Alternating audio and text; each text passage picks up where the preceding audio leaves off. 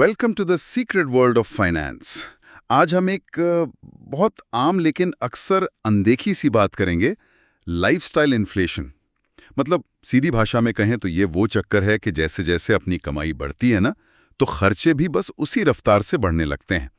हमारे पास इस पर कुछ YouTube वीडियो से मिली जानकारी है और दुनिया भर में लोग कैसे खर्च करते हैं इसके भी कुछ आंकड़े हैं, तो ज़रा इसी में गोता लगाते हैं आज। बिल्कुल। और हम समझने की कोशिश करेंगे कि ये होता क्यों है, इसके छुपे हुए खतरे क्या हैं, और सबसे ज़रूरी बात कि भाई इससे बचा कैसे जाए, ताकि जो मेहनत की कमाई है वो आगे चलकर हमारे काम आ सके। हाँ, तो शुरू करते हैं ये लाइफस्टाइल इन्फ्लेशन, जिसे कभी-कभी शायद लाइफस्टाइल क्रीप भी कहते हैं। ये आखिर है क्या?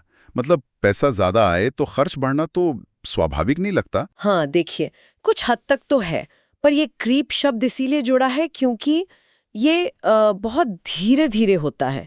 जो चीज़ें कल तक शायद लग्जरी लगती थीं, वो आज ज़रूरत बन जाती हैं। और ये इतना आराम से होता है कि हमें पता ही नहीं चलता कि कब खर्चे काबू से बाहर जाने लगे। अच्छा, पर ऐसा होता क्यों है? मतलब लोग क्यों अपनी बढ़ी हुई कमाई को बचाने के बजाय सीधा खर्च करने पर आ जाते हैं? इसके पीछे ना कई दिलचस्प साइकोलॉजिकल और सोशल कारण हैं। एक बहुत बड़ा कारण है जिसे हम कहते हैं कीपिंग अप विद द जोनसेस, मतलब दूसरों की बराबरी करने की होड़। अरे दोस्त या पड़ोसी नई गाड़ी ले आया तो हमें भी लगता है भाई अब अपनी गाड़ी भी अपग्रेड होनी चाहिए। हाँ, और आजकल तो वो सोशल मीडिया, वो तो जैसे आग में घी का काम करता है। हर कोई अपनी बेस्ट लाइफ दिखा रहा है। बिल्कुल बिल्कुल, वो प्रेशर और बढ़ जाता है। और देखिए, दूसरा कारण है एक तरह के हक की भावना कि भाई मैंने इतनी मेहनत की है तो मैं अच्छी चीजों का हकदार हूं। खुद को ट्रीट देना ठीक है, पर अगर ये आदत बन जाए तो फिर बजट बिगड़ जाता है। इसके कुछ उदाहरण मतलब असल जिंदगी में तो दिखते ही होंगे। अरे बहुत।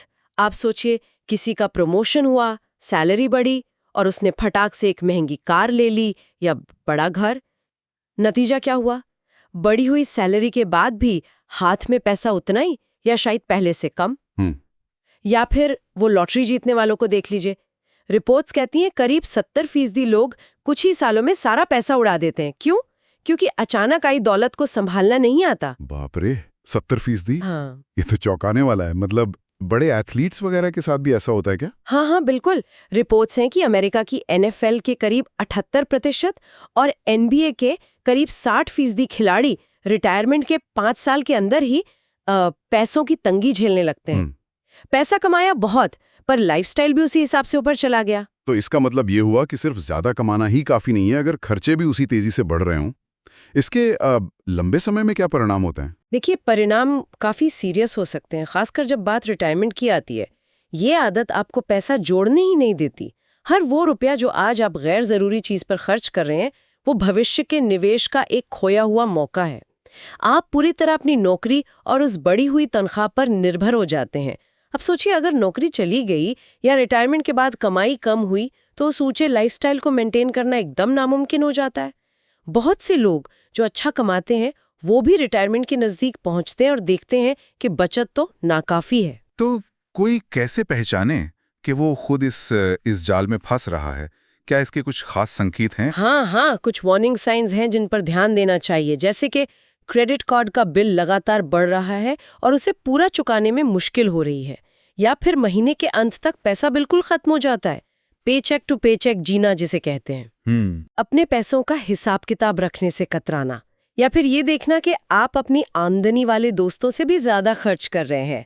मोल भाव या डिस्काउंट ढूंढने की आदत ही छोड़ देना। बिना सोचे समझे अचानक खरीदारी कर लेना, जिसे इम्पल्स बाइंग कहते हैं। और हाँ, ये सोचना कि अरे अभी बचत की क्या जरूरत है या ये मुमकिन ही नहीं है, ये सब संकेत हैं। अच्छा, तो अगर किसी को लगे कि हाँ भाई मैं इसमें फंस रहा हूँ या फंस रही हूँ, तो निकलने का रास्ता क्या है? देखिए, सबसे पहला और सबसे जरूरी कदम तो यही है, इसे पहचानना, मानना कि हाँ ये एक प्रॉब्लम है।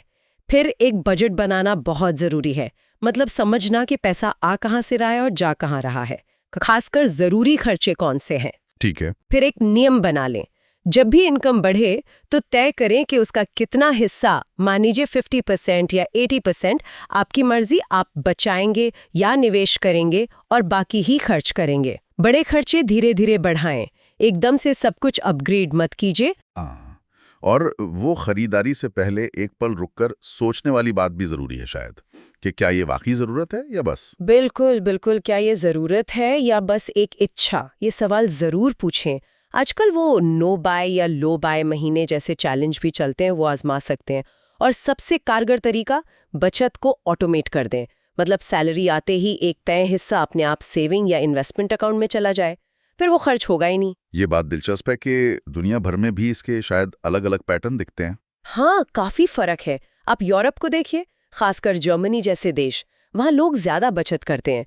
औसत बचत दर कहीं 12 से 20% के बीच है। वहीं अमेरिका में कंजम्पशन बहुत ज्यादा है। जीडीपी का करीब 70% हिस्सा निजी खर्च से आता है। अच्छा। मध्य पूर्व के जो जीसीसी देश हैं, खाड़ी देश, वहाँ लाइफस्टाइल इन्फ्लेशन काफी ज्यादा देखने को मिलता है और बचत दरें कम है। और भारत का क्या हाल है? यहाँ तो बचत की पुरानी आदत रही है। हाँ, भारत में वो पारंपरिक बचत की संस्कृति तो रही है, लेकिन अब उस पर दबाव बढ़ रहा है। उपभोक्ता लोन, क्रेडिट कार्ड, ईएमआई, इन सब का चलन तेजी से बढ़ा है।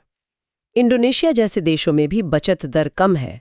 ये आंकड़े दिखाते हैं कि कैसे कल्चर और इकोनॉमी हमारे खर्च करने की आदतों पर असर डालते हैं। आपने शुरू में वो साइकोलॉजी वाली बात की थी, कीपिंग अप विद द जोन्सेस के अलावा भी कुछ है इसमें? हाँ, एक और दिलचस्प कॉन्सेप्ट है जिसे कहते हैं हेडनिस्टिक अडैप्टेशन। हेडनिस्टिक अडैप्टेशन, ये क्या है? इसका मतलब है कि हम इंसान नई और अच्छी चीजों के बहुत जल्दी आदी हो जाते हैं।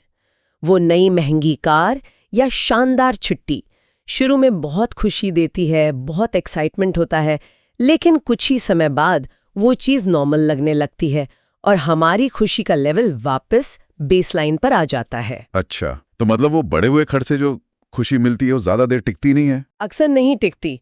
फिर हमें उसी लेवल की खुशी पाने के लिए अगली बड़ी चीज की तलाश होने लगती है। ये एक अनथीन दौड़ बन सकती है, असली संतुष्टि शायद बाहरी चीजों से ज्यादा अंदरूनी शांति और फाइनेंशियल सिक्योरिटी में है। तो अंत में सोचने वाली बात यह है कि असली वित्तीय स्वतंत्रता आखिर है क्या? क्या सिर्फ ज्यादा कमाना और फिर ज्यादा खर्च कर देना, या फिर किसी गैर जरूरी चीज को खरीदने की क्षमता होते हुए भी उसे न खरीदने का विवेकपूर्ण चुनाव करना? शायद ये जानना कि हाँ, मैं ये खरीद सकती हूँ पर मैंने नहीं खरीदा।